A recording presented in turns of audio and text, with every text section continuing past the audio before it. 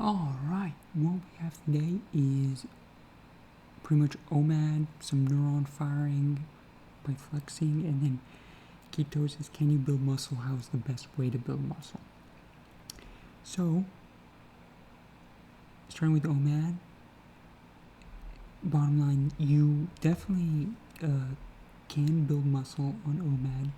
Usually what you want is, it's mainly leucine, and you get a slight reduction,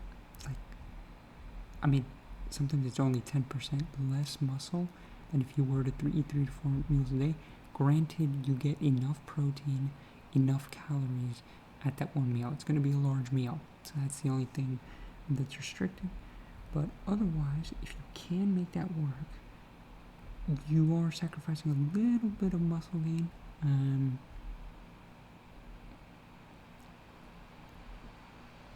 But what do you get in advance, right? Like, what do you get?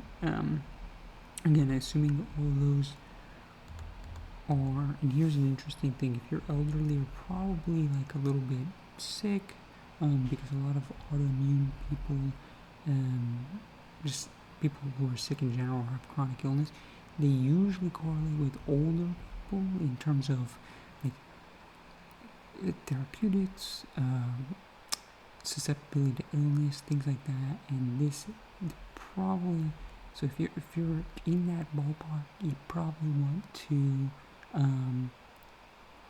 make sure you're dividing your meals. 3 meals is, I think Jeremy Ethie gave kind of the meta-analysis. 3 meals is best for muscle building. But again, OMAD, if you're not that and you're getting everything, is pretty dang good.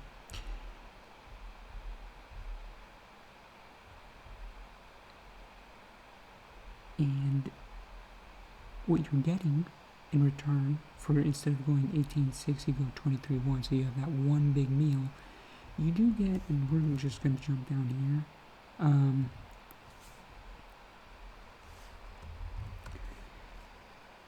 you do get mainly the autophagy, so it can go up to 30%, and then you get some insulin suppression. So if you're insulin resistant, it's going to help 20%, and then because of that, some fat oxidation and fat loss if you're keeping everything the same. Inflammation, it says minimal difference. Depends. There's some that says it's higher cortisol and more hunger signaling. I can tell you, if you're getting enough from people with OMAD, I've experienced OMAD, I think it's awesome. Like, it really helps with inflammation as well. And as long as those big meals don't become too much to handle, so to speak. So, again, from empirical, it says, that's what it says. Okay, moving on to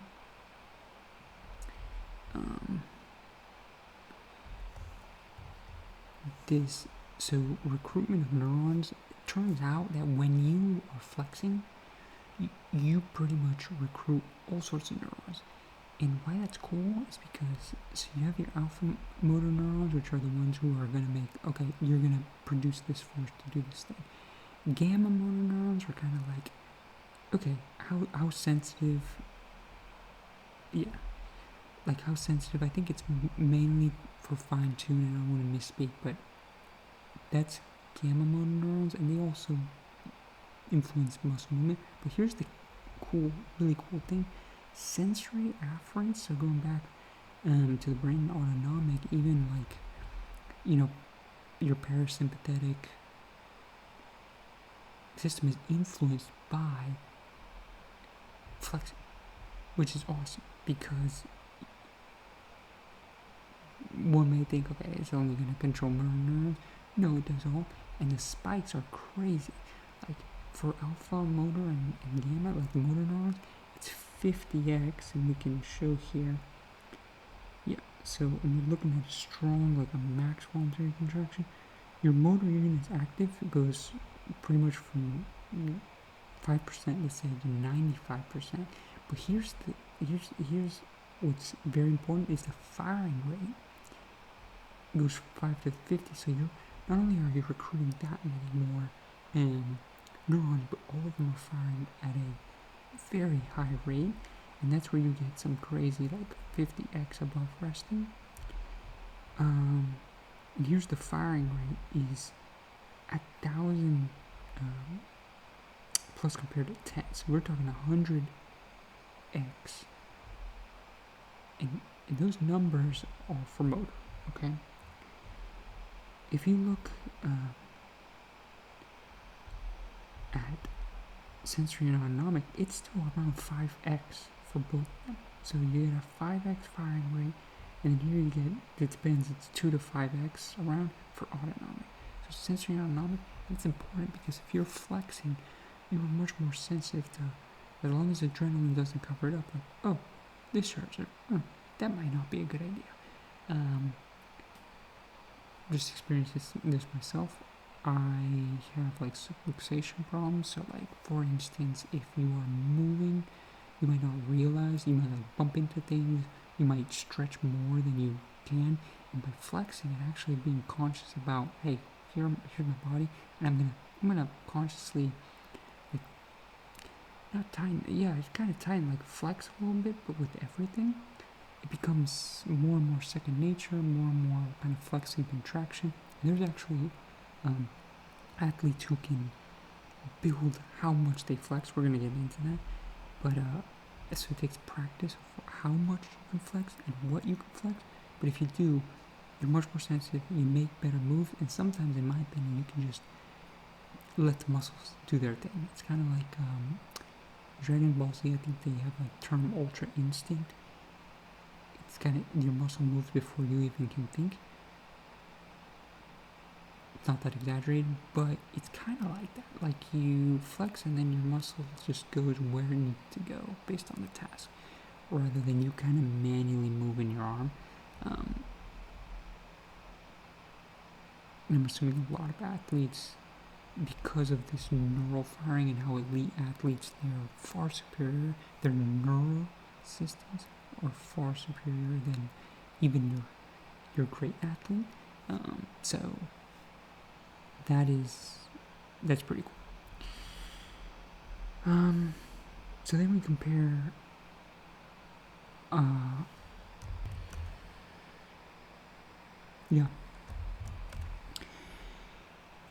then we compare two things. It's like, okay, can you flex as hard in front of a mirror than you can when you're lifting something? The answer is not really. With practice, you can go from like 40%, and I'm gonna see where that is.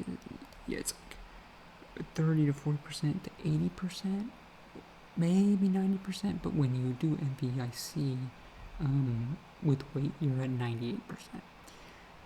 So that's when you're gonna have the most neurons recruited and the most neural firing. Also interesting is when you're eccentric, and we covered this in another video, you can do much more force than concentric, and isometric is kind of in the middle. So if you're pushing something up, that's really hard. If you're holding it there, a little easier, and then if you're lowering it back down, even easier.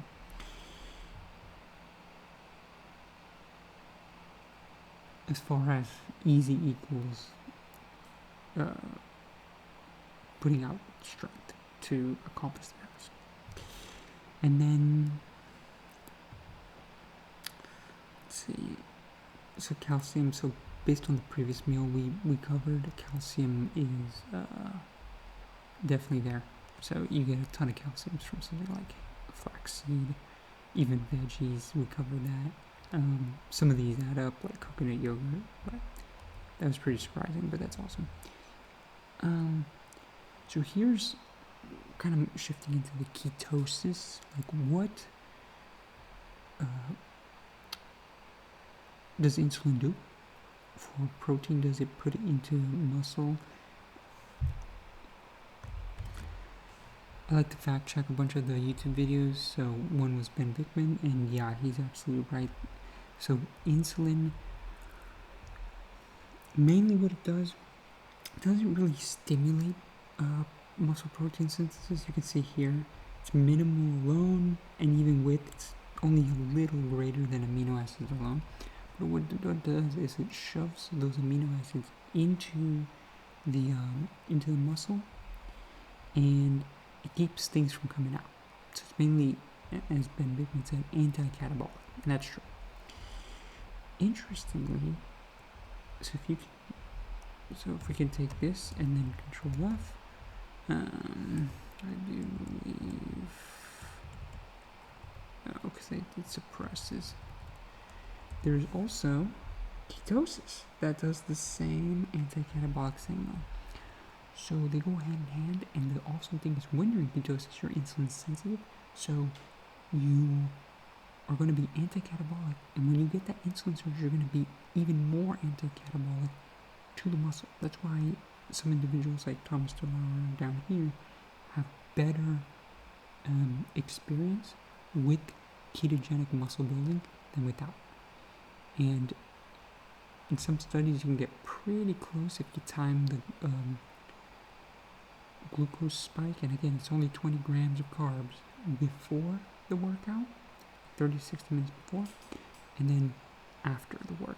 So let's say you're doing meal 1, 2, and 3. If you're after pure anabolism, you're going to go meal 1, you want at least 20 grams of carbs, and then meal 2, you're going to want another 20 grams of carbs, preferably at the end, and again, preferably from something like beans,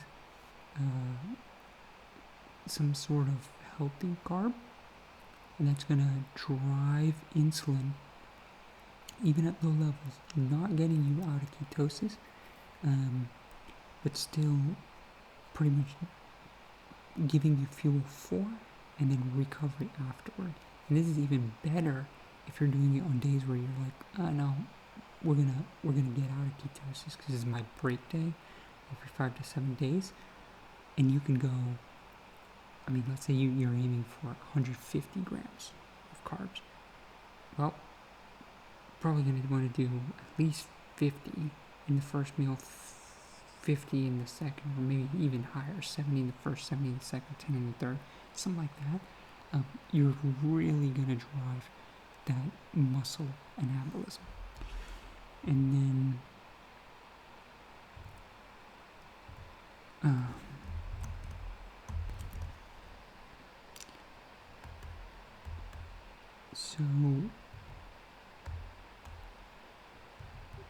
and that was ketosis, which it does actually protect against mass loss, which is awesome compared to high carb. And the best way to put it is, and this is when you become keto adapted, you can actually use, your brain still prefers glucose, and it still needs some glucose to run. Even with all the ketones, it still needs some glucose. And it will eventually, if you don't get any glucose, start training your muscles, which is what Dr. Stephen Gundry said. But it's always good to break out of ketosis every now and then. But the great thing is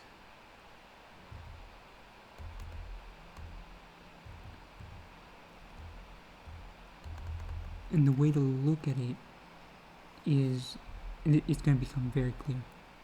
High carb is kind of like a roller coaster. It's like spikes and downs, right?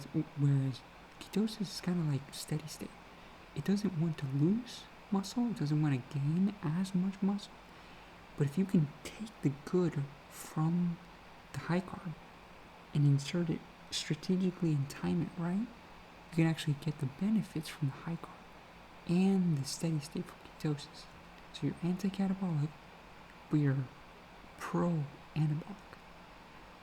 And here it just shows that bottom line, if you don't time it well, you will drop in peak power, sprint, or you will notice decreased cardiovascular exercise if you're only on keto, which makes sense since carbs are like that fast fuel, whereas keto is kind of that steady state slow release. Which for longevity, keto is best from these numbers, and for just when you need it, carbs are kind of like, I'm going to inject it here. And it is good to inject every now and then. And this is with targeted ketogenic. I do not recommend this. Again, Dr. Stephen Gundry is against most of this. Here's some of the ratios we were talking about. And you want to get these, again, you're most anabolic and most insulin sensitive when you've been on a very long fast. That's why meal 1, meal 2 is what's recommended. If you're for keto therapeutic reasons, you want to still keep it between meal 2, meal 3, because you don't want to break that ketosis. Like if you've got autoimmune issues, or you're doing it for other chronic health issues like diabetes,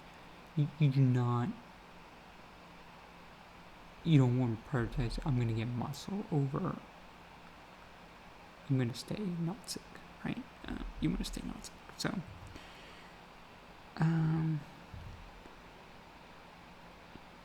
this one, fructose does give a little boost in exercise if you do it pre, but very, very small.